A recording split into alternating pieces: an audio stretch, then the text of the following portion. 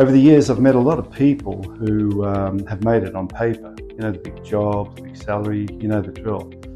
However, when you get to a quiet space with them and start talking to them about their jobs, what often emerges is a very different story.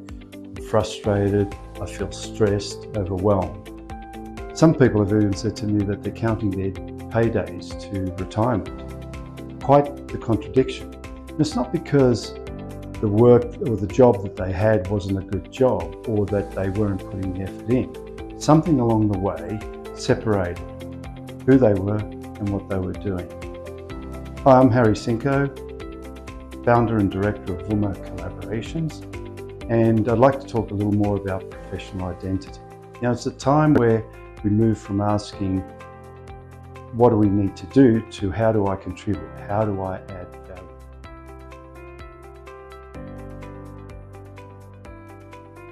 There are two forces at play. One is extrinsic motivation or external motivation. You know, things we do that get the likes, you know, the prestige, the title. And then there's intrinsic motivation or internal motivation. It's the stuff that we do that's connected to our values. It's what feeds our soul. And I'm not suggesting that one's more important than the other. However, we need to be aware of both and how they drive what we do. What I found is the people that, counting the days to retirement I mentioned earlier, are the ones that have overinvested themselves in extrinsic motivation. And lots of, you know, and we all love the applause that comes with that.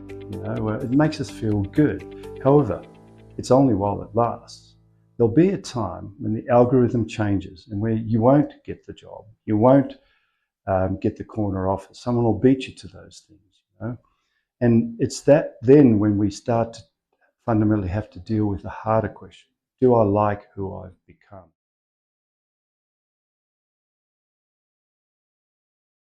Intrinsic motivation or internal motivation works differently. It's a lot quieter, less glamorous. You know, it's more sustainable, however, I think.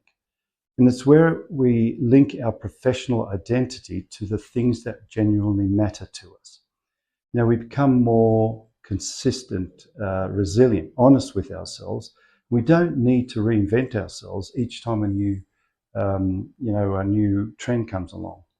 We're building ourselves from the inside out. So as you build your professional identity, take time to ask yourself a few questions like, what moments at work made me forget about my phone or where the day went? What challenges do you still want to deal with despite the fact you may not have the limelight?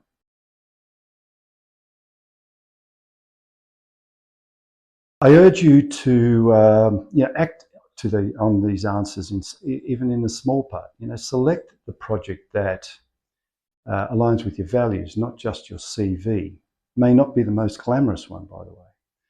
You know, take a few moments each week to reflect on what drove you to show up motivated, inspirational, positive.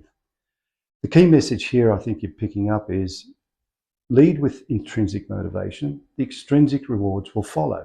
In that way, you'll be building something far more important than just a resume.